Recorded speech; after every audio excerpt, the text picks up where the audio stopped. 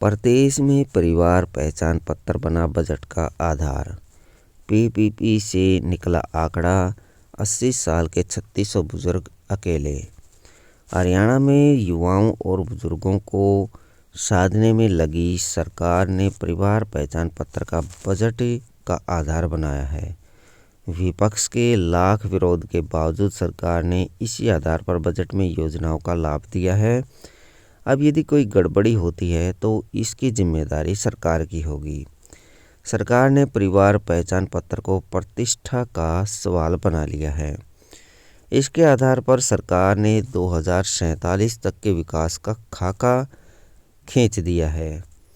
Budget में कम से कम 30 जगह सरकार ने पीपीपी का जिक्र किया है और योजनाओं का खाका भी इसी आधार पर तैयार किया है। परिवारों की आय निर्धारित करने के फॉर्मूले पीपीपी के आधार पर तैयार किए गए हैं।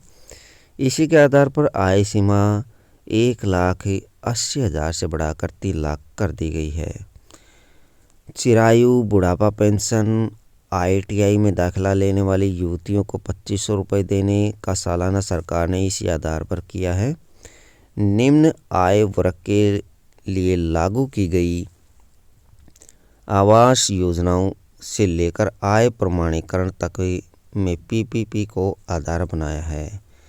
यहाँ भी पीपीपी का दखल। मुख्यमंत्री ने सामाजिक न्याय, आधिकारिकता, अनुसूचित जातियाँ, पिछड़े वर्गों का कल्याण और अंत्योदय विभाग के लिए 10,524 करोड़ रुपए के बजट का प्रावधान किया है।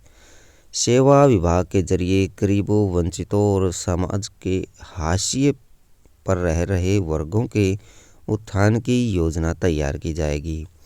अहम पहलू यह भी है कि परिवार पहचान पत्र डाटा भी बुजुर्गों की सेवा में आर्थिक साबित हो रहा है। मई 2022 से लेकर जनवरी 2023 तक 28,488 बुजुर्गों की बुढ़ापा पेंशन शुरू हुई है। हमने आने वाली पीढ़ियों के लिए काम किया है। पीपीपी सरकार की महत्वाकांक्षी परियोजना है, जिसके सहारे भविष्य के हरियाणा का सपना साकार होगा। हमारे पास प्रत्येक व्यक्ति का डाटा होगा कि कौन क्या लाभ ले रहा है और कौन लाभ से वंचित है। मनोहर लाल, मुख्यमंत्री हरियाणा।